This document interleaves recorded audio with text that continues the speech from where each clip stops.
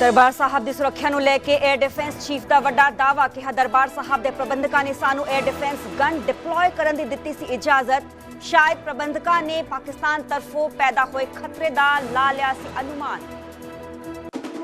ਪਾਕਿਸਤਾਨ ਦੀ ਸਾਜ਼ਿਸ਼ ਬਹਾਨੇ ਰਵਨੀਤ ਬਿੱਟੂ ਨੇ ਘੇਰੀ ਕਾਂਗਰਸ। ਕਿਹਾ ਸਾਡੀ ਫੌਜ ਨੇ ਦਰਬਾਰ ਸਾਹਿਬ ਨੂੰ ਨਹੀਂ ਲੱਗਣ ਦਿੱਤਾ ਇੱਕ ਵੀ ਕੰਕਰ, ਪਰ ਇੰਦਰਾ ਗਾਂਧੀ ਨੇ ਦੇਸ਼ ਦੀ ਫੌਜ ਤੋਂ ਹੀ ਦਰਬਾਰ ਸਾਹਿਬ ਤੇ ਕਰਵਾਇਆ ਸੀ ਹਮਲਾ। अटारी वाघा बॉर्डर ते अज तो मुड़ शुरू हो रही beating the retreat ceremony. Ferozepur ते फाजिलका बॉर्डर ते भी देखेगा जवाना दा जोश। भारत ते पाकिस्तान विचाले तनाव कारण बंद हुई सी सैरेमनी। विवाद तो बाद ध्रुव राठी ने यूट्यूब ते हटाई वीडियो, पर एसजीपीसी बोली वीडियो डिलीट करके हल नहीं हुंदा मसला। राठी नूं देना पवेगा जवाब। नंगल डैम ते 20 दिनों तो चल रहे आम आदमी पार्टी के धरने का अज आखिरी दिन। सीएम मान भी पहुंचणगे नंगल। अज तो पंजाब, हरियाणा, राजस्थान ते दिल्ली नूं नवे कोटे का पानी मिलना शुरू। मामले की हाई कोर्ट च भी होवेगी सुनवाई। पंजाब सरकार का मिशन रोजगार, मुख्यमंत्री भगवंत मान अज चंडीगढ़ च नौजवानों नूं देणगे नियुक्ति पत्र। पंजाबी यूनिवर्सिटी पटियाला नूं मिले नवे vice chancellor. Doctor Jagdeep Singh होणगे पंजाबी यूनिवर्सिटी के नवे वाइस चांसलर। सीएम ने डॉक्टर जगदीप सिंह नूं दित्तियां वधाइयां।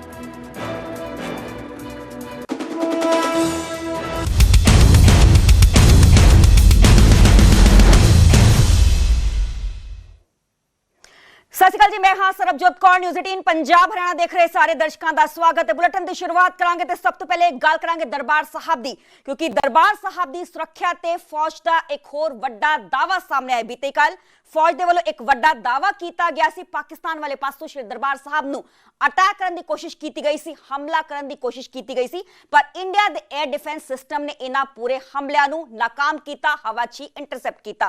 ते हुण श्री दरबार साहब की सुरक्षा ते फौज ने एक होर वड्डा दावा किया है कि लेफ्टिनेंट जनरल सुमेर इवाना डिकूनू का बयान है प्रबंधकां ने, गुरुद्वारा साहब दे श्री दरबार साहब के प्रबंधकां ने सानू एयर डिफेंस गन डिप्लॉय करने की इजाजत दी सी।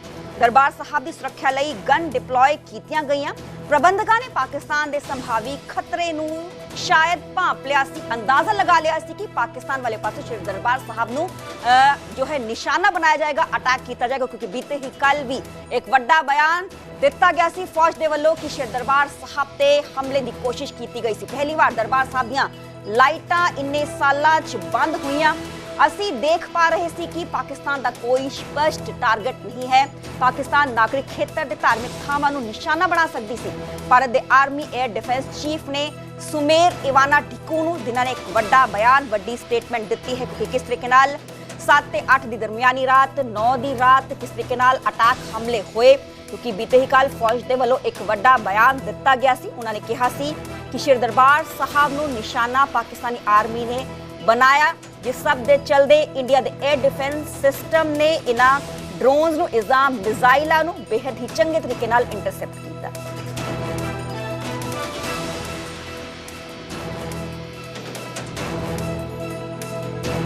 Had no legitimate targets. So in order for him to, he was more interested in creating confusion, chaos internally, and hence we visualized that he would target our civil population and our religious places of fame. And hence it is very nice, while only Karthik Seshadri has only covered one part of the story, it was very nice that the head Granthi of the Golden Temple allowed us to deploy our guns. And it is possibly for the first time in maybe many years where they switched off the Golden Temple lights for the first time, so that we could see the drone coming. I think that's what, the Golden Temple hierarchy realized there was possibly a threat when it was explained to them. They allowed us to deploy guns to secure to protect a national monument of international fame, which is visited by so many hundreds and thousands of people every day. And hence these guns were deployed and the Golden Temple lights were switched off, so that we could clearly visualize the drones as they were coming in. And that gave us a greater clarity in the sky, because as and when you saw the light, you knew what to engage. It's amazing to know that, in all our border towns, not to take it away from the rest of India, but in our border towns, retired ex-servicemen from Punjab, Haryana, parts of Jammu, they were prepared to come out of retirement and they were saying, what can we do to help? I think that's huge. I mean, if you got the local population on your side, I mean, wanting to fight side by side with you with whatever capability they had, and some of them were well retired. And we had 80 gunners coming in like this, that what can we do to help you? I think it only tells you that whether it's Punjab or it's Haryana or Jammu and Kashmir or any other parts of India, this actually rallied a lot of patriotism, especially among our ex-servicemen fraternity from the border states. Right. I think it speaks volumes about our national character. Also the खास तौर पे धार्मिक स्थलों को निशाना बनाएगा। इसमें अमृतसर में स्थित गोल्डन टेम्पल सबसे अहम था। ਦੁਸ਼ਮਣ ਦੇਸ਼ ਪਾਕਿਸਤਾਨ ਇੱਕ ਵਾਰ ਫਿਰ ਬੇਨਕਾਬ ਹੋ ਗਿਆ। ਪਾਕਿਸਤਾਨ ਦੀ ਧਾਰਮਿਕ ਸਥਾਨਾਂ ਨੂੰ ਲੈ ਕੇ ਕਿੰਨੀ ਸੌੜੀ ਸੋਚ ਹੈ, ਇਹ ਜੱਗ ਜ਼ਾਹਿਰ ਹੋ ਗਿਆ। ਜਦੋਂ ਭਾਰਤੀ ਸੈਨਾ ਨੇ ਪਾਕਿਸਤਾਨ ਨੂੰ ਮੂੰਹ ਤੋੜ ਜਵਾਬ ਦਿੱਤਾ ਤਾਂ ਪਾਕਿਸਤਾਨ ਇਖਲਾਕੀ ਤੌਰ ਤੇ ਇੰਨਾ ਡਿੱਗ ਗਿਆ ਕਿ ਸ੍ਰੀ ਦਰਬਾਰ ਸਾਹਿਬ ਨੂੰ ਟਾਰਗੇਟ ਕਰਨ ਦੀ ਕੋਸ਼ਿਸ਼ ਕੀਤੀ। ਇਹ ਵੱਡਾ ਖੁਲਾਸਾ ਭਾਰਤੀ ਫੌਜ ਨੇ ਕੀਤਾ ਹੈ। ਭਾਰਤੀ ਸੈਨਾ ਨੇ ਕਿਹਾ ਕਿ ਪਹਿਲਾਂ ਇਸ ਗੱਲ ਦੀ ਇਨਪੁਟ ਸੀ ਕਿ ਪਾਕਿਸਤਾਨ ਧਾਰਮਿਕ ਸਥਾਨਾਂ ਨੂੰ ਨਿਸ਼ਾਨਾ ਬਣਾਵੇਗਾ, ਜਿਨ੍ਹਾਂ ਵਿੱਚੋਂ ਸ੍ਰੀ ਦਰਬਾਰ ਸਾਹਿਬ ਅਹਿਮ ਸੀ। 7 मई की रात को हमने पुख्ता जानकारी मिली कि पाक किसी भी उचित और वैध टारगेट के ना होने के कारण भारतीय सैन्य ठिकानों को और सिविल इलाकों को खास तौर पर धार्मिक स्थलों को निशाना बनाएगा। इसमें अमृतसर में स्थित गोल्डन टेम्पल सबसे अहम था। हमें अतिरिक्त जानकारी ये भी मिली कि गोल्डन टेम्पल के ऊपर वो भारी तादाद में ड्रोन और मिसाइल से हमला करेगा। ਭਾਰਤੀ ਫੌਜ ਦੇ ਮੁਤਾबिक 8 ਮਈ ਦੀ ਸਵੇਰ ਨੂੰ ਪਾਕਿਸਤਾਨ ਨੇ ਸ੍ਰੀ ਦਰਬਾਰ ਸਾਹਿਬ ਤੇ ਡਰੋਨ ਤੇ ਮਿਜ਼ਾਈਲ ਦੇ ਨਾਲ ਹਮਲਾ ਕਰਨ ਦੀ ਕੋਸ਼ਿਸ਼ ਕੀਤੀ। 8 मई की सुबह को अंधेरे में पाक ने अनुमान अनुसार ड्रोन और मिसाइल के जरिए से सभी सैन्य एवं सिविल ठिकानों पे और खास तौर पे गोल्डन टेम्पल पे भारी तादाद से ड्रोन का हमला किया। ਤਾਂ ਭਾਰਤ ਦੇ ਮਜ਼ਬੂਤ 에ਅਰ ਡਿਫੈਂਸ ਸਿਸਟਮ ਨੇ ਪਾਕਿਸਤਾਨ ਦੀ ਕੋਝੀ ਸਾਜ਼ਿਸ਼ ਨੂੰ ਨਾਕਾਮ ਕਰ ਦਿੱਤਾ ਤੇ ਅਟੈਕ ਦਾ ਮੂੰਹ ਤੋੜ ਜਵਾਬ ਦਿੱਤਾ। क्योंकि हम इसके लिए तैयार थे तो भारतीय सेना के आर्मी एयर डिफेंस के सतर्क और सशक्त योद्धाओं ने पाकिस्तान के नापाक इरादों को पूरी तरीके से ध्वस्त करते हुए ड्रोन और मिसाइल हमले को पूरी तरह से विफल कर दिया और हमने गोल्डन टेम्पल पे एक आंच भी नहीं आनी थी। ਜਦਕਿ ਦਰਬਾਰ ਸਾਹਿਬ ਤੇ ਹਮਲੇ ਦੇ ਦਾਅਵੇ ਤੇ ਐਸਜੀਪੀਸੀ ਨੇ ਇਤਰਾਜ਼ ਜਤਾਇਆ। ਸ਼੍ਰੋਮਣੀ ਕਮੇਟੀ ਦਾ ਕਹਿਣਾ ਹੈ ਕਿ ਭਾਰਤ ਜਾਂ ਪਾਕ ਦਾ ਕੋਈ ਵੀ ਆਰਮੀ ਜਨਰਲ ਅਜਿਹਾ ਨਹੀਂ ਸੋਚ ਸਕਦਾ। ਜਿਹੜੀਆਂ ਭਾਵੇਂ ਇੰਡੀਅਨ ਆਰਮੀ ਆ ਤੇ ਭਾਵੇਂ ਪਾਕਿਸਤਾਨ ਆਰਮੀ ਆ, ਇਹ ਇਹਨਾਂ ਦਾ ਪੋਲੀਟੀਕਲ ਕੋਈ ਮੋਟਿਵ ਹੋ ਸਕਦਾ। ਗੁਰੂ ਰਾਮਦਾਸ ਦੇ ਦਰ ਤੇ ਕੋਈ ਇਦਾਂ ਦਾ ਮੇਰਾ ਜੋ ਵਿਸ਼ਵਾਸ ਹੈ, ਕੋਈ ਵੀ ਆਰਮੀ ਦਾ ਕਮਾਂਡਰ ਜਾਂ ਆਰਮੀ ਦਾ ਜਨਰਲ ਕੋਈ ਇਹ ਸੋਚ ਨਹੀਂ ਸਕਦਾ ਦੇਖਦੀ ਹੈ। ਤੁਸੀਂ ਖਾਰਜ ਕਰਦੇ ਹੋ ਬਿਆਨ ਜੀ, ਸੈਨਾ ਦਾ ਖਾਰਜ ਕਰਦੇ ਹੋ ਸਿਰੇ ਤੋਂ? ਮੈਂ ਦੇਖੋ, ਮੈਂ ਵਿਸ਼ਵਾਸ ਹੀ ਨਹੀਂ ਕਰਦਾ। ਜੇ ਖਾਰਜ ਤਾਂ ਮੈਂ ਤਾਂ ਕਰਾਂ, ਮੈਂ ਵਿਸ਼ਵਾਸ ਨਹੀਂ ਕਰਦਾ ਇਹਨਾਂ ਗੱਲਾਂ ਤੇ। ਤਾਂ ਪਾਕਿਸਤਾਨ ਨੇ ਇੱਕ ਵਾਰ ਫਿਰ ਆਪਣੀ ਔਕਾਤ ਵਿਖਾ ਦਿੱਤੀ ਹੈ ਕਿ ਜਦੋਂ ਭਾਰਤੀ ਸੈਨਾ ਦੇ ਨਾਲ ਲੜਨ ਦੀ ਹਿੰਮਤ ਨਹੀਂ ਰਹੀ, ਹਰ ਕਦਮ ਤੇ ਢੇਰ ਹੋ ਗਿਆ, ਤਾਂ ਫਿਰ ਧਾਰਮਿਕ ਸਥਾਨਾਂ ਨੂੰ ਹੀ ਨਿਸ਼ਾਨਾ ਬਣਾਉਣਾ ਸ਼ੁਰੂ ਕਰ ਦਿੱਤਾ। ਅੰਮ੍ਰਿਤਸਰ ਤੋਂ ਰਾਜੀਵ ਸ਼ਰਮਾ, ਨਿਊਜ਼ 18 ਪੰਜਾਬ। ਵੱਡੀ ਖਬਰ ਦਾ ਅਸੀਂ ਜ਼ਿਕਰ ਕਰ ਰਹੇ ਹਾਂ। ਗੱਲ ਕਰਾਂਗੇ ਰਣਜੀਤ ਸਿੰਘ ਢੱਡਰੀਆਂ ਵਾਲੇ ਦੀ। ਢੱਡਰੀਆਂ ਵਾਲੇ ਦੇ ਖਿਲਾਫ ਦਰਜ ਐਫਆਈਆਰ ਰੱਦ ਕਰਨ ਦੀ ਸਿਫਾਰਿਸ਼ ਕੀਤੀ ਗਈ ਹੈ। 3 ਮੈਂਬਰੀ ਐਸਆਈਟੀ ਨੇ ਐਫਆਈਆਰ ਰੱਦ ਕਰਨ ਦੀ ਸਿਫਾਰਿਸ਼ ਕੀਤੀ ਹੈ। ਮੰਗ ਕੀਤੀ ਐਸਆਈਟੀ ਨੇ ਐਸਐਸਪੀ ਪਟਿਆਲਾ ਨੂੰ ਆਪਣੀ ਅੰਤਰਿਮ ਰਿਪੋਰਟ ਸੌਂਪੀ ਹੈ। ਦੱਸ ਦੇ ਕਿ ਅੰਤਰਿਮ ਰਿਪੋਰਟ 'ਚ ਐਸਆਈਟੀ ਨੇ ਕਿਹਾ ਕਿ 12 ਸਾਲ ਪੁਰਾਣੇ ਕੇਸ 'ਚ ਕੋਈ ਵੀ ਇਲਜ਼ਾਮ ਸਾਬਤ ਨਹੀਂ ਹੋਇਆ। ਢੱਡਰੀਆਂ ਵਾਲੇ ਖਿਲਾਫ ਰੇਪ ਤੇ ਕਤਲ ਦੇ ਇਲਜ਼ਾਮਾਂ 'ਚ ਐਫਆਈਆਰ ਦਰਜ ਕੀਤੀ ਗਈ ਸੀ। ਪਿਛਲੇ ਸਾਲ ਦਸੰਬਰ ਦੇ ਮਹੀਨੇ 'ਚ ਪੂਰੀ ਐਫਆਈਆਰ ਦਰਜ ਕੀਤੀ ਗਈ ਸੀ ਕੋਰਟ ਦੇ ਹੁਕਮਾਂ ਤੋਂ ਬਾਅਦ, ਕਿਉਂਕਿ ਪੀੜਤ ਪਰਿਵਾਰ ਦੇ ਵੱਲੋਂ ਹਾਈ ਕੋਰਟ ਦਾ ਰੁਖ ਕੀਤਾ ਗਿਆ ਸੀ ਤੇ ਪੰਜਾਬ ਹਰਿਆਣਾ ਹਾਈ ਕੋਰਟ 'ਚ ਮਾਮਲਾ ਦਰਜ ਕਰਨ ਨੂੰ ਲੈ ਕੇ ਮੰਗ ਕੀਤੀ ਗਈ ਸੀ, ਜਿਸ ਤੇ ਪੰਜਾਬ ਹਰਿਆਣਾ ਹਾਈ ਕੋਰਟ ਨੇ ਹੁਕਮ ਦਿੱਤੇ ਸੀ ਪੁਲਿਸ ਨੂੰ ਕਿ ਇਸ ਪੂਰੇ ਮਾਮਲੇ 'ਚ ਐਫਆਈਆਰ ਦਰਜ ਕੀਤੀ ਜਾਏ। ਤੇ ਪਿਛਲੇ ਹੀ ਸਾਲ ਦਸੰਬਰ 'ਚ 2 ਦਸੰਬਰ ਨੂੰ ਇਹ ਪੂਰਾ ਮਾਮਲਾ ਦਰਜ ਕੀਤਾ ਗਿਆ ਸੀ। ਹਾਲਾਂਕਿ ਪੀੜਤ ਪਰਿਵਾਰ ਦਾ ਇਲਜ਼ਾਮ ਸੀ। ਇਲਜ਼ਾਮ ਕੀ ਨੇ, ਮੈਂ ਇਸ ਗੱਲ ਦਾ ਜ਼ਿਕਰ ਕਰ ਰਹੀ ਹਾਂ ਕਿ 22 ਅਪ੍ਰੈਲ 2012 ਨੂੰ ਕੁੜੀ ਦਾ ਕਤਲ ਕੀਤਾ ਗਿਆ ਸੀ। ਲਗਾਤਾਰ ਰੇਪ ਤੋਂ ਬਾਅਦ ਕੁੜੀ ਤੋਂ ਗਰਭਵਤੀ ਹੋ ਗਈ ਸੀ। ਪਰਮੇਸ਼ਰ ਦੁਆਰ 'ਚ ਹੀ ਜ਼ਹਿਰ ਦੇ ਕੇ ਉਸ ਨੂੰ ਮਾਰਿਆ ਗਿਆ। ਸਮਝੌਤੇ ਬਹਾਨੇ ਡੇਰੇ 'ਚ ਬੁਲਾ ਕੇ ਜ਼ਹਿਰ ਦਿੱਤਾ ਗਿਆ। ਆ ਇਲਜ਼ਾਮ ਐਲੀਗੇਸ਼ਨਸ ਮ੍ਰਿਤਕਾ ਕੁੜੀ ਦੇ ਪਰਿਵਾਰ ਦੇ ਵੱਲੋਂ ਲਗਾਏ ਗਏ, ਜੋ petition Punjab Haryana high court 'ਚ ਦਾਖਲ ਕੀਤੀ ਗਈ ਸੀ। ਪੋਸਟਮਾਰਟਮ ਰਿਪੋਰਟ 'ਚ ਜ਼ਹਿਰ ਦੇ ਨਾਲ ਮੌਤ ਦੀ ਪੁਸ਼ਟੀ ਵੀ ਹੋਈ ਸੀ।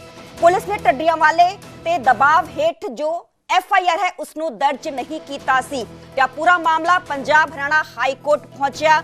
ਪਹੁੰਚਣ ਤੋਂ ਬਾਅਦ ਹਾਈ ਕੋਰਟ ਦੇ ਵੱਲੋਂ ਹੁਕਮ ਦਿੱਤੇ ਗਏ ਸੀ ਪੁਲਿਸ ਨੂੰ ਕਿ ਇਸ ਪੂਰੇ ਮਾਮਲੇ 'ਚ ਐਫਆਈਆਰ ਦਰਜ ਕੀਤੀ ਜਾਏ। ਤੇ ਢੱਡਰੀਆਂ ਵਾਲੇ ਦਾ ਬਿਆਨ ਇਸ ਪੂਰੇ ਮਾਮਲੇ ਨੂੰ ਲੈ ਕੇ ਵੀ ਸਾਹਮਣੇ ਆਇਆ ਸੀ ਕਿ ਮੇਰੇ ਤੇ ਜੋ ਵੀ ਇਲਜ਼ਾਮ ਲਗਾਏ ਜਾ ਰਹੇ ਨੇ ਉਹ ਝੂਠੇ ਨੇ, ਬੇਬੁਨਿਆਦ ਨੇ। ਜੋ ਵੀ ਇਨਵੈਸਟੀਗੇਸ਼ਨ ਹੋਏਗੀ, ਜੋ ਵੀ ਜਾਂਚ ਹੋਏਗੀ, ਮੈਂ ਉਸ ਤੇ ਪੂਰੀ ਤਰੀਕੇ ਨਾਲ ਸਹਿਯੋਗ ਕਰਾਂਗਾ, ਕੋਆਪਰੇਟ ਕਰਾਂਗਾ। ਤੇ ਹੁਣ ਵੱਡੀ ਖਬਰ ਇਸ ਪੂਰੇ ਮਾਮਲੇ ਨੂੰ ਲੈ ਕੇ ਢੱਡਰੀਆਂ ਵਾਲੇ ਦੇ ਖਿਲਾਫ ਦਰਜ FIR ਰੱਦ ਕਰਨ ਦੀ ਸਿਫਾਰਿਸ਼ ਕੀਤੀ ਗਈ ਹੈ। ਮੇਰੇ ਨਾਲ ਮੇਰੇ ਸਹਿਯੋਗੀ मनोज शर्मा फोन लाइन पे मौजूद ने। मनोज, SIT ने मांग की है कि FIR रद्द होए, SIT की जांच की कुछ सामने आया? जी बिल्कुल सरबजोत, ਜਿਹੜੀ ਸਪੈਸ਼ਲ ਇਨਵੈਸਟੀਗੇਸ਼ਨ ਟੀਮ ਬਣੀ ਸੀ SP ਸਵਰਨਜੀਤ ਕੌਰ ਦੀ ਅਗਵਾਈ ਦੇ ਵਿੱਚ, ਉਸਨੇ SSP ਪਟਿਆਲਾ ਨੂੰ ਆਪਣੀ ਰਿਪੋਰਟ ਸੌਂਪੀ ਹੈ, ਜਿਸ ਦੇ ਵਿੱਚ ਇਹ ਸਿਫਾਰਿਸ਼ ਕੀਤੀ ਗਈ ਹੈ ਕਿ ਜਿਹੜਾ ਮਾਮਲਾ 7 ਦਸੰਬਰ 2024 ਨੂੰ ਢੱਡਰੀ ਵਾਲਾਂ ਦੇ ਖਿਲਾਫ ਪਛਾਣੇ ਥਾਣੇ 'ਚ ਦਰਜ ਹੋਇਆ ਸੀ, ਧਾਰਾ 302, 376 ਤੇ 506 ਤਹਿਤ ਉਸ ਨੂੰ ਬੰਦ ਕਰ ਦਿੱਤਾ ਜਾਵੇ। ਬੰਦ ਕਰਨ ਦੀ ਸਿਫਾਰਿਸ਼ ਕੀਤੀ ਗਈ ਹੈ, ਕਿਉਂਕਿ ਇਸ 'ਚ ਕਿਹਾ ਗਿਆ ਹੈ ਕਿ ਜਿਹੜੇ ਦੋਸ਼ ਉਕਤ ਪਰਿਵਾਰ ਦੇ ਮੈਂਬਰਾਂ ਦੇ ਵੱਲੋਂ ਲਗਾਏ ਗਏ ਸੀ, ਰਣਜੀਤ ਸਿੰਘ ਢੱਡਰੀਆਂ ਵਾਲਾਂ ਦੇ ਜਿਹੜੇ ਸਿੱਖ ਪ੍ਰਚਾਰਕ ਨੇ, ਉਹਨਾਂ ਦੇ ਵਿੱਚ ਕੋਈ ਸਾਨੂੰ ਸਬੂਤ ਨਹੀਂ ਮਿਲਿਆ। ਜਿਸ ਤਰ੍ਹਾਂ ਉਕਤ ਜਿਹੜੀ ਲੜਕੀ ਸੀ ਜਿਸ ਦੀ 2012 ਦੇ ਵਿੱਚ ਮੌਤ ਹੋ ਗਈ ਸੀ 22 ਅਪ੍ਰੈਲ ਨੂੰ, ਜਿਹੜਾ ਗੁਰਦੁਆਰਾ ਪਰਮੇਸ਼ਵਰ ਦਵਾਰ ਸਾਹਿਬ ਉਹਦੇ ਮੇਨ ਗੇਟ ਦੇ ਉੱਪਰ, ਉਸ ਤੋਂ ਬਾਅਦ 2 ਵਾਰ FIR ਦਰਜ ਕਰਵਾਈ ਗਈ ਪਰ ਕੋਈ ਕਾਰਵਾਈ ਨਹੀਂ ਹੋਈ। ਉਸ ਤੋਂ ਬਾਅਦ ਮਾਨਯੋਗ ਹਾਈ ਕੋਰਟ ਦੀ ਸ਼ਰਨ ਦੇ ਵਿੱਚ ਜਾਂਦਾ ਹੈ ਉਹਨਾਂ ਦਾ ਪਰਿਵਾਰ, ਤੇ ਉਸ ਤੋਂ ਬਾਅਦ ਇਹ ਦਰਜ FIR ਹੁੰਦੀ ਹੈ। ਪਰ FIR ਦੀ ਸਰਬਜੋਤ ਜਿਹੜੀ ਰਿਪੋਰਟ ਹੁਣ ਆਈ ਹੈ ਉਸ ਨੂੰ SSP ਵਰੁਣ ਸ਼ਰਮਾ ਨੂੰ ਸੌਂਪ ਦਿੱਤਾ ਗਿਆ, ਜਿਹੜੇ ਕਿ ਹੁਣ ਇਸ ਨੂੰ ਮਾਨਯੋਗ ਹਾਈ ਕੋਰਟ ਦੇ ਵਿੱਚ ਪੇਸ਼ ਕਰਨਗੇ ਤੇ ਉਹਨਾਂ ਤੱਥਾਂ ਦੇ ਆਧਾਰ ਤੇ ਹੁਣ ਜਿਹੜੀ ਅਦਾਲਤ ਹੈ ਉਹ ਇਹ ਦੇਖੇਗੀ ਕਿ ਜਿਹੜੇ ਜਾਂਚ ਕੀਤੀ ਗਈ ਹੈ ਉਹਦਾ ਕੀ ਸਾਹਮਣੇ ਨਿਕਲ ਕੇ ਆਇਆ ਤੇ ਉਹਦੇ ਵਿੱਚ ਅੱਗੇ ਜਾਂਚ ਕਰਨ ਦੀ ਦੁਬਾਰਾ ਆਦੇਸ਼ ਦਿੱਤੇ ਜਾਂਦੇ ਨੇ ਜਾਂ ਇਸ ਨੂੰ ਬੰਦ ਕਰਨ ਦੇ ਉੱਪਰ ਮਾਨਯੋਗ ਅਦਾਲਤ ਦੇ ਵੱਲੋਂ ਮੋਹਰ ਲਗਾ ਦਿੱਤੀ ਜਾਂਦੀ ਹੈ। ਮਨੋਜ, ਕੀ ਕਿਹਾ ਜਾ ਸਕਦਾ ਹੈ ਕਿ ਢੱਡਰੀ ਵਾਲੇ ਦੇ ਪੱਖ 'ਚ ਹੈ ਪੂਰਾ ਆ ਜੋ ਰੱਦ ਕਰਨ ਦੀ ਸਿਫਾਰਿਸ਼ ਕੀਤੀ ਗਈ, ਇੱਕ ਵੱਡੀ ਰਿਲੀਫ ਇਸ ਨੂੰ ਕਿਹਾ ਜਾ ਸਕਦਾ ਹੈ? ਜੀ ਬਿਲਕੁਲ, ਜਿਸ ਤਰ੍ਹਾਂ ਜਿਹੜੀ ਜਾਣਕਾਰੀ ਮਿਲੀ ਉਹਦੇ ਵਿੱਚ ਰਿਪੋਰਟ 'ਚ ਇਹੀ ਕਿਹਾ ਗਿਆ ਕਿ ਸਾਰੇ ਮਾਮਲੇ ਦੀ ਜਦੋਂ ਇਸ ਸਪੈਸ਼ਲ ਇਨਵੈਸਟੀਗੇਸ਼ਨ ਟੀਮ ਦੇ ਵੱਲੋਂ ਜਾਂਚ ਕੀਤੀ ਗਈ ਹੈ ਉਹਦੇ ਵਿੱਚ ਜਿਹੜੇ ਦੋਸ਼ ਲਗਾਏ ਗਏ ਨੇ ਉਹਦੇ ਸਬੰਧ ਦੇ ਵਿੱਚ ਕੋਈ ਵੀ ਪੁਖਤਾ ਜਿਹੜਾ ਸਬੂਤ ਹੈ ਨਹੀਂ ਮਿਲਿਆ। ਇਸ ਕਰਕੇ ਆਪਾਂ ਸਰਬਜੋਤ ਕਹਿ ਸਕਦੇ ਹਾਂ ਕਿ ਜਿਹੜੀ ਸਪੈਸ਼ਲ ਇਨਵੈਸਟੀਗੇਸ਼ਨ ਟੀਮ ਨੇ ਆਪਣੀ ਰਿਪੋਰਟ ਦੇ ਵਿੱਚ ਸਿਫਾਰਿਸ਼ ਕੀਤੀ ਹੈ ਉਹ ਕਿਤੇ ਨਾ ਕਿਤੇ ਰਣਜੀਤ ਸਿੰਘ ਢੱਡਰੀਆਂ ਵਾਲਾ ਦੇ ਹੱਕ ਦੇ ਵਿੱਚ ਜਾਂਦੀ ਹੈ। ਤੇ ਹੁਣ ਦੇਖਣਾ ਇਹ ਹੋਏਗਾ ਕਿ ਮਾਨਯੋਗ SSP ਮਾਨਯੋਗ ਹਾਈ ਕੋਰਟ ਇਸ ਮਾਮਲੇ ਉੱਪਰ ਜਦੋਂ SSP ਆਪਣੀ ਰਿਪੋਰਟ ਅੱਗੇ ਪੇਸ਼ ਕਰਨਗੇ ਅਦਾਲਤ ਦੇ ਵਿੱਚ ਤਾਂ ਜਿਹੜਾ ਹਾਈ ਕੋਰਟ ਹੈ ਇਸ ਉੱਪਰ ਕੀ ਆਦੇਸ਼ ਦਿੰਦਾ ਹੈ। ਜੀ ਮਨੋਜ, ਪੀੜਤ ਪਰਿਵਾਰ ਦਾ ਕੋਈ ਪੱਖ ਸਾਹਮਣੇ ਆਇਆ? ਜੀ ਬਿਲਕੁਲ ਨਹੀਂ, ਕਿਉਂਕਿ ਮੁੱਢਲੀ ਸਟੇਜ ਦੇ ਉੱਪਰ ਇਹ ਜਾਣਕਾਰੀ ਹੋਈ ਹੈ, ਕਿਉਂਕਿ ਹਜੇ ਤੱਕ ਜਿਹੜਾ ਪੀੜਤ ਪਰਿਵਾਰ ਹੈ ਉਹ ਸਾਹਮਣੇ ਨਹੀਂ ਹੈ, ਪਰ ਹੋ ਸਕਦਾ ਕਿ ਕੁਝ ਸਮੇਂ ਬਾਅਦ ਉਹਨਾਂ ਦਾ ਵੀ ਪੱਖ ਲੈਣ ਦੀ ਕੋਸ਼ਿਸ਼ ਕਰੀਏ। ਪਰ ਫਿਲਹਾਲ ਜਿਹੜੀ ਮੁੱਢਲੀ ਜਾਣਕਾਰੀ ਹੈ ਸਾਡੇ ਦਰਸ਼ਕਾਂ ਨੂੰ ਦੱਸਦੀ ਹੈ ਕਿ ਸਪੈਸ਼ਲ ਇਨਵੈਸਟੀਗੇਸ਼ਨ ਟੀਮ ਨੇ ਇਸ ਮਾਮਲੇ ਨੂੰ ਬੰਦ ਕਰਨ ਦੀ ਸਿਫਾਰਿਸ਼ ਹੈ ਜਿਹੜੀ ਉਹ ਕੀਤੀ ਹੈ, ਕਿਉਂਕਿ ਉਸਨੇ ਕਿਹਾ ਕਿ ਇਹਦੇ ਵਿੱਚ ਸਾਨੂੰ ਕੋਈ ਵੀ ਜਿਹੜੇ ਦੋਸ਼ ਲਗਾਏ ਗਏ ਸੀ ਉਹ ਸਾਹਮਣੇ ਨਹੀਂ ਆਈ, ਯਾਨੀ ਕਿ ਕੋਈ ਸਬੂਤ ਨਹੀਂ ਮਿਲਿਆ। ਜੀ ਜੀ ਚਲੋ, ਬਹੁਤ ਬਹੁਤ ਸ਼ੁਕਰੀਆ पूरी जानकारी देने ਲਈ ਤੇ SIT ਦੇ ਵੱਲੋਂ ਜਾਂਚ ਪੜਤਾਲ ਕੀਤੀ ਗਈ, ਕਿਉਂਕਿ ਪਿਛਲੇ ਸਾਲ ਦਸੰਬਰ ਮਹੀਨੇ 'ਚ ਪੰਜਾਬ ਹਰਿਆਣਾ ਹਾਈ ਕੋਰਟ ਦੇ ਹੁਕਮਾਂ ਦੇ ਤਹਿਤ ਇਹ ਪੂਰਾ ਮਾਮਲਾ ਦਰਜ ਹੋਇਆ ਸੀ। ਸਪੈਸ਼ਲ ਇਨਵੈਸਟੀਗੇਸ਼ਨ ਟੀਮ ਦਾ ਗਠਨ ਕੀਤਾ ਗਿਆ ਸੀ, 3 ਮੈਂਬਰੀ ਜਾਂਚ ਟੀਮ ਸੀ ਤੇ ਹੁਣ 3 ਮੈਂਬਰੀ ਜਾਂਚ ਟੀਮ ਦੇ ਵੱਲੋਂ ਆਪਣੀ ਜੋ ਇਨਵੈਸਟੀਗੇਸ਼ਨ ਹੈ ਪੂਰੀ ਕਰ ਲਈ ਗਈ ਹੈ ਤੇ ਅੰਤਰਿਮ ਰਿਪੋर्ट ਸੌਂਪੀ ਗਈ ਹੈ। ਇਸ ਅੰਤਰਿਮ ਰਿਪੋर्ट 'ਚ ਮੰਗ ਕੀਤੀ ਗਈ ਹੈ ਕਿ ਜੋ FIR ਦਰਜ ਹੋਈ ਸੀ ਵੱਖ-ਵੱਖ ਧਾਰਾਵਾਂ ਦੇ ਤਹਿਤ 302, 376, 506 ਕਿਉਂਕਿ ਕਤਲ ਤੇ ਰੇਪ ਦੀਆਂ ਧਾਰਾਵਾਂ ਜੋੜੀਆਂ ਗਈਆਂ ਸੀ ਤੇ FIR ਰੱਦ ਕਰਨ ਦੀ ਮੰਗ ਸਿਫਾਰਿਸ਼ ਜੋ ਹੈ ਉਹ SIT ਦੇ ਵੱਲੋਂ ਕੀਤੀ ਗਈ ਹੈ, ਜੋ ਕਿ ਇਸ ਪੂਰੇ ਮਾਮਲੇ ਦੀ ਜਾਂਚ ਪੜਤਾਲ ਕਰ ਰਹੀ ਸੀ। ਦੂਸਰੇ ਪਾਸੇ ਜਦੋਂ FIR ਪੂਰੀ ਦਰਜ ਕੀਤੀ ਗਈ ਸੀ ਉਸ ਦੌਰਾਨ ਵੀ ਰਣਜੀਤ ਸਿੰਘ ਢੱਡਰੀਆਂ ਵਾਲੇ ਦਾ ਬਿਆਨ ਸਾਹਮਣੇ ਆਇਆ ਸੀ ਕਿ ਮੇਰੇ ਤੇ ਜੋ ਵੀ ਇਲਜ਼ਾਮ ਐਲੀਗੇਸ਼ਨਸ ਲਗਾਏ ਜਾ ਰਹੇ ਨੇ ਮ੍ਰਿਤਕਾਂ ਦੇ ਪਰਿਵਾਰ ਦੇ ਵੱਲੋਂ ਝੂਠੇ ਨੇ, ਉਹ ਬੇਬੁਨਿਆਦ ਨੇ।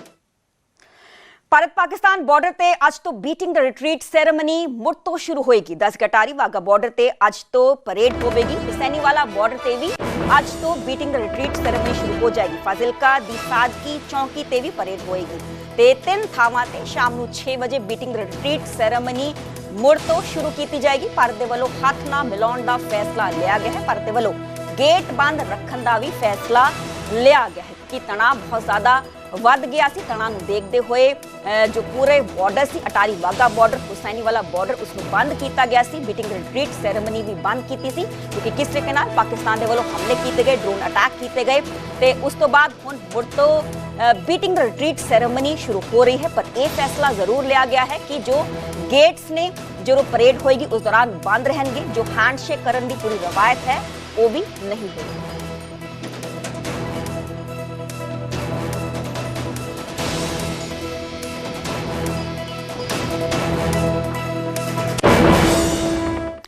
ਅੱਗੇ ਵਧਾਂਗੇ ਗੱਲ ਕਰਾਂਗੇ ਜਲੰਧਰ ਦੀ। ਜਲੰਧਰ ਚ ਪੁਲਿਸ ਤੇ ਗੈਂਗਸਟਰਾਂ ਦੇ ਵਿਚਾਲੇ ਐਨਕਾਊਂਟਰ ਹੋਇਆ ਹੈ, ਮੁਠਭੇੜ ਹੋਈ ਹੈ। ਮੁਕਾਬਲੇ ਦੌਰਾਨ ਪੁਲਿਸ ਨੇ ਇੱਕ ਮੁਲਜ਼ਮ ਨੂੰ ਕਾਬੂ ਕੀਤਾ ਹੈ। ਨਾਕੇਬੰਦੀ ਤੇ ਪੁਲਿਸ ਨੂੰ ਦੇਖ ਕੇ ਬਦਮਾਸ਼ ਨੇ ਭੱਜਣ ਦੀ ਕੋਸ਼ਿਸ਼ ਕੀਤੀ।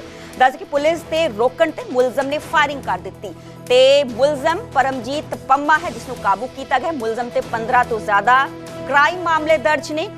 ਮੁਲਜ਼ਮ ਤੋਂ 2 ਪਿਸਤੌਲਾਂ ਸੜੀ ਨਸ਼ਾ ਵੀ ਬਰਾਮਦ ਹੋਇਆ ਹੈ ਤੇ ਬਲੇਰੋ ਗੱਡੀ 'ਚ ਸਵਾਰ ਸੀ ਮੁਲਜ਼ਮ ਪਰਮਜੀਤ ਪੰਮਾ ਜਿਸ ਨੂੰ ਕਿ ਕਾਬੂ ਕੀਤਾ ਗਿਆ। ਪੂਰਾ ਐਨਕਾਊਂਟਰ ਹੋਇਆ। ਦੱਸਿਆ ਜਾ ਰਿਹਾ ਹੈ ਕਿ ਮੁਲਜ਼ਮ ਪਰਮਜੀਤ ਪੰਮਾ ਗੈਂਗਸਟਰ ਦਿਲਪ੍ਰੀਤ ਬਾਬਾ ਦੀ ਗੈਂਗ ਦੇ ਨਾਲ ਜੁੜਿਆ ਹੋਇਆ ਹੈ ਤੇ ਸਵੇਰ ਵੇਲੇ ਇਹ ਪੂਰਾ ਐਨਕਾਊਂਟਰ ਹੋਇਆ। ਵੱਡੇ ਪੱਧਰ ਤੇ ਪੁਲਿਸ ਦੀਆਂ ਟੀਮਾਂ ਮੌਕੇ ਤੇ ਮੌਜੂਦ ਨੇ। ਇਹ ਉਹ ਥਾਂ ਹੈ ਜਿੱਥੇ ਕਿ ਪੂਰਾ ਐਨਕਾਊਂਟਰ ਹੋਇਆ। ਪਿਸਟਲ, ਕਿਉਂਕਿ ਇਸੇ ਪਿਸਟਲ ਦੇ ਨਾਲ ਪੁਲਿਸ ਪਾਰਟੀ ਤੇ ਹਮਲਾ ਇਸ ਬਦਮਾਸ਼ ਨੇ ਕੀਤਾ। ਪਰਮਜੀਤ ਪੰਮਾ ਜਿਸ ਦਾ ਨਾਮ ਹੈ, ਪੁਲਿਸ ਨੇ ਰੁਕਣ ਦਾ ਇਸ਼ਾਰਾ ਕੀਤਾ ਪਰ ਉਹ ਰੁਕਿਆ ਨਹੀਂ। ਪੁਲਿਸ ਪਾਰਟੀ ਤੇ ਹੀ ਫਾਇਰਿੰਗ ਕਰ ਦਿੱਤੀ। ਦੂਸਰੇ ਪਾਸੇ ਤਸਵੀਰਾਂ ਕਿਸ ਤਰੀਕੇ ਨਾਲ ਉਹ ਇੰਜਰਡ ਹੋਇਆ, ਜ਼ਖਮੀ ਹੋਇਆ ਕਿਉਂਕਿ ਭੱਜਣ ਦੀ ਕੋਸ਼ਿਸ਼ ਉਸ ਦੇ ਵੱਲੋਂ ਕੀਤੀ ਗਈ। ਭੱਜਣ 'ਚ ਨਾਕਾਮਯਾਬ ਰਿਹਾ ਤੇ ਪੁਲਿਸ ਨੇ ਇਸ ਦੇ ਕੋਲੋਂ ਪਿਸਤੌਲ ਤੇ ਨਸ਼ੇ ਦੀ ਬਰਾਮਦਗੀ ਰਿਕਵਰੀ ਕੀਤੀ ਗਈ ਹੈ। ਜ਼ਾਹਰ ਜੀ ਗੱਲ ਹੈ ਕਿ ਪੁਲਿਸ ਨੂੰ ਖੁਫੀਆ ਇਨਪੁਟ ਹੋਣੀ ਜਿਸ ਦੇ ਚੱਲਦੇ ਇਹ ਪੂਰੀ ਕਾਰਵਾਈ ਪੁਲਿਸ ਦੇ ਵੱਲੋਂ ਕੀਤੀ ਗਈ। ਜੋ ਮੁਲਜ਼ਮ ਜਿਸ ਨੂੰ ਕਾਬੂ ਕੀਤਾ ਗਿਆ ਇਸ ਦੀ ਕ੍ਰਾਈਮ ਹਿਸਟਰੀ ਕਾਫੀ ਜ਼ਿਆਦਾ ਵੱਡੀ ਹੈ ਕਿਉਂਕਿ 15 ਤੋਂ ਜ਼ਿਆਦਾ ਕ੍ਰਾਈਮ ਦੇ ਮਾਮਲੇ ਇਸ ਤੇ ਦਰਜ ਨੇ। ਨਿਊਜ਼ 18 ਤੇ ਤਸਵੀਰਾਂ ਸਭ ਤੋਂ ਪਹਿਲਾਂ ਤੁਸੀਂ ਵੇਖ ਪਾ ਰਹੇ ਹੋ। ਐਨਕਾਊਂਟਰ ਹੋਇਆ ਜਲੰਧਰ 'ਚ ਅੱਜ ਤੜਕਸਾਰ ਹੀ। ਇਹੀ ਉਹ ਥਾਂ ਹੈ ਜਿੱਥੇ ਕਿ ਪੂਰਾ ਐਨਕਾਊਂਟਰ ਹੋਇਆ ਕਿਉਂਕਿ ਸਵੇਰ ਦੇ ਵੇਲੇ ਹੀ ਭੱਜਣ ਦੀ ਕੋਸ਼ਿਸ਼ ਇਸ ਦੇ ਵੱਲੋਂ ਕੀਤੀ ਗਈ। ਬਲੈਰੋ ਗੱਡੀ 'ਚ ਇਹ ਸਵਾਰ ਸੀ। ਪੁਲਿਸ ਨੇ ਇਸ ਦੀ ਪੈੜ ਨੱਪੀ, ਰੁਕਣ ਦਾ ਇਸ਼ਾਰਾ ਕੀਤਾ, ਰੁਕਿਆ ਨਹੀਂ। ਪੁਲਿਸ ਪਾਰਟੀ ਨੇ ਆਪਣੇ ਡਿਫੈਂਸ 'ਚ ਗੋਲੀ ਚਲਾਈ, ਜ਼ਖਮੀ ਹੋਇਆ ਤੇ ਇਸ ਨੂੰ ਕਾਬੂ ਕਰ ਲਿਆ ਗਿਆ ਤੇ ਬਲੈਰੋ ਗੱਡੀ 'ਚ ਸਵਾਰ ਸੀ ਤੇ ਆ ਮੁਲਜ਼ਮ ਜਿਸ ਨੂੰ ਕਾਬੂ ਕੀਤਾ ਗਿਆ ਹੈ ਗੈਂਗਸਟਰ ਦਿਲਪ੍ਰੀਤ ਬਾਬਾ ਦੀ ਗੈਂਗ ਦੇ ਨਾਲ ਜੁੜਿਆ ਹੋਇਆ ਹੈ ਤੇ ਵੱਡੀ ਕ੍ਰਿਮੀਨਲ ਇਸ ਦੀ ਹਿਸਟਰੀ ਹੈ। ਜ਼ਾਹਰ ਜੀ ਗੱਲ ਹੈ ਕਿ ਪੁੱਛ ਪੜਤਾਲ 'ਚ ਹੋਰ ਵੀ ਕਈ ਵੱਡੇ ਖੁਲਾਸੇ ਹੋਣਗੇ ਕਿ ਇਹ ਨਸ਼ਾ ਤਸਕਰੀ ਦਾ ਕੰਮ ਵੀ ਕਰਦਾ ਸੀ ਕਿਉਂਕਿ ਨਸ਼ਾ ਵੀ ਵੱਡੇ ਪੱਧਰ ਤੇ ਇਸ ਦੇ ਕੋਲੋਂ ਬਰਾਮਦ ਹੋਇਆ ਹੈ ਤੇ 15 ਤੋਂ ਜ਼ਿਆਦਾ ਜੋ ਕ੍ਰਾਈਮ ਦੇ ਕੇਸ ਨੇ ਉਹ ਵੀ ਇਸ ਤੇ ਦਰਜ ਨੇ।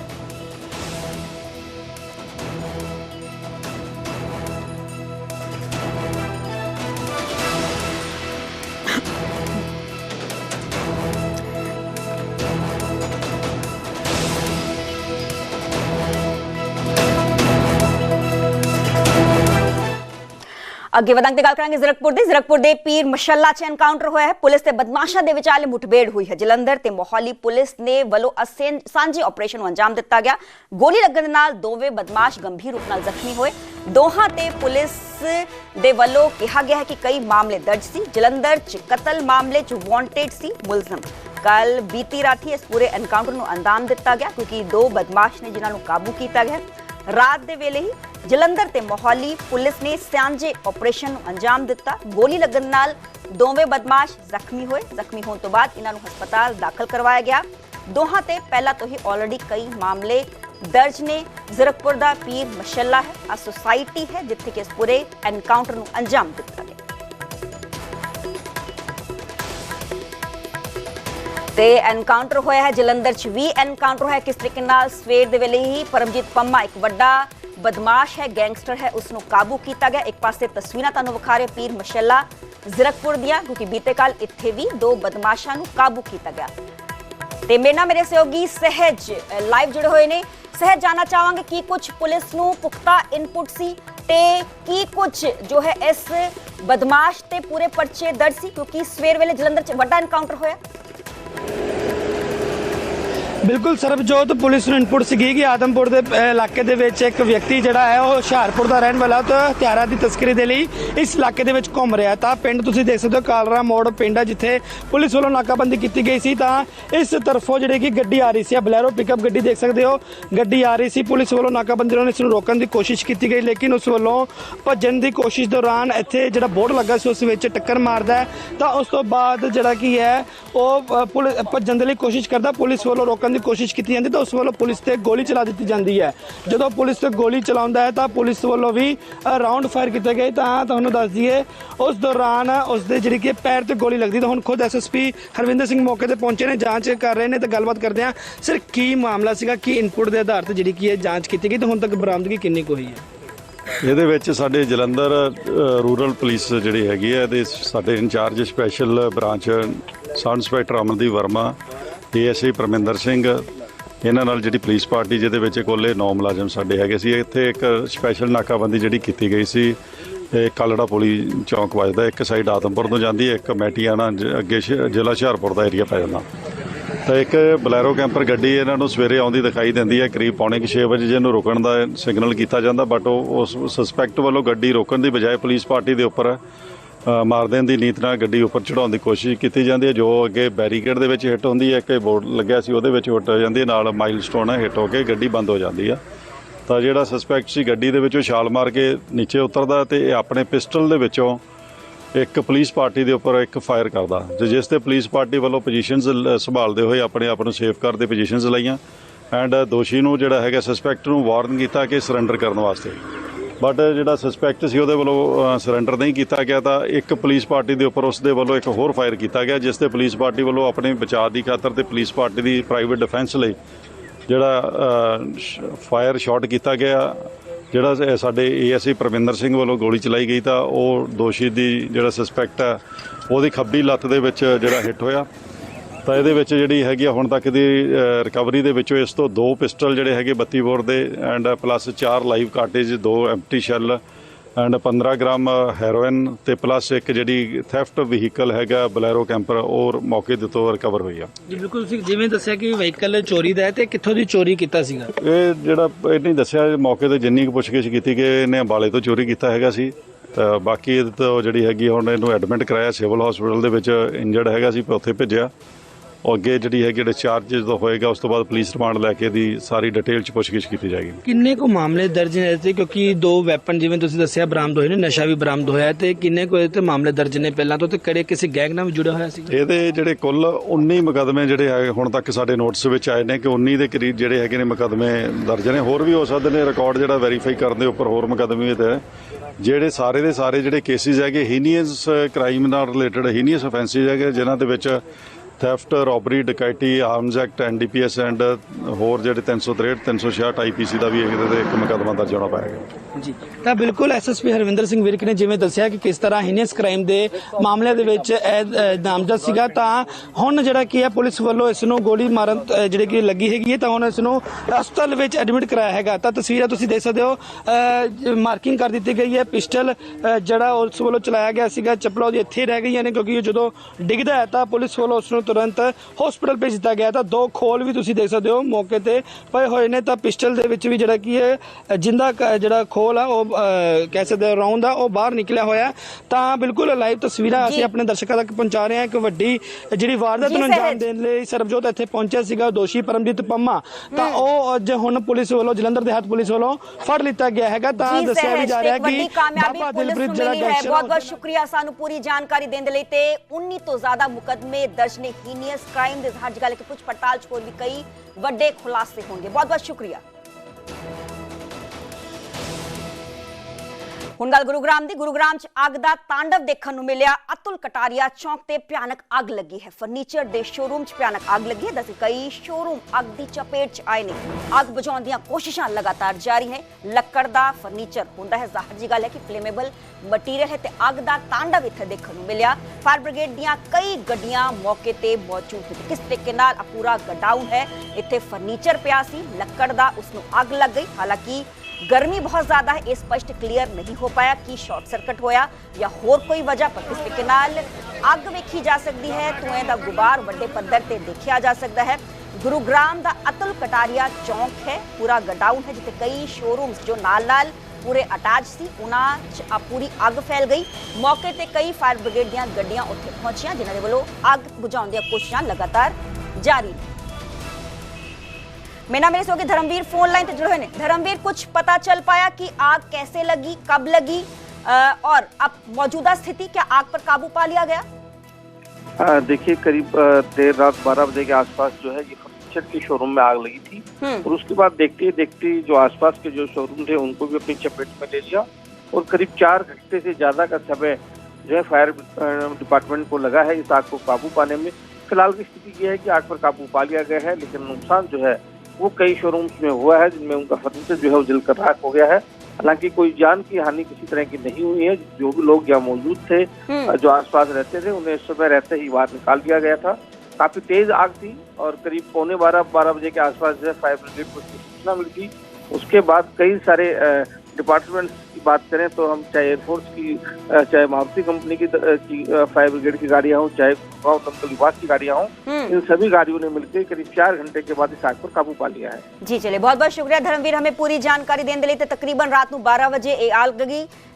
ਕਾਰਨ ਸਪਸ਼ਟ ਨਹੀਂ ਹੋ ਪਾਇਆ, ਪਰ 4 ਘੰਟੇ ਦੀ ਮਸ਼ੱਕਤ ਤੋਂ ਬਾਅਦ ਇਸ ਭਿਆਨਕ ਅੱਗ ਤੇ ਕਾਬੂ ਪਾ ਲਿਆ ਗਿਆ। ਜਾਨੀ ਨੁਕਸਾਨ ਕੋਈ ਵੀ ਨਹੀਂ ਹੋਇਆ, ਪਰ ਲੱਖਾਂ ਦਾ ਨੁਕਸਾਨ, ਕਰੋੜਾਂ ਦਾ ਨੁਕਸਾਨ ਜ਼ਰੂਰ ਹੋਇਆ ਹੈ, ਕਿਉਂਕਿ ਇੱਕ ਸ਼ੋਰੂਮ ਨਹੀਂ ਸੀ, ਫਰਨੀਚਰ ਦਾ ਨਾਲ-ਨਾਲ ਦੇ ਕਈ ਸ਼ੋਰੂਮ ਸੀ, ਜਿਨ੍ਹਾਂ 'ਚ ਇੱਕ ਸ਼ੋਰੂਮ 'ਚ ਅੱਗ ਲੱਗੀ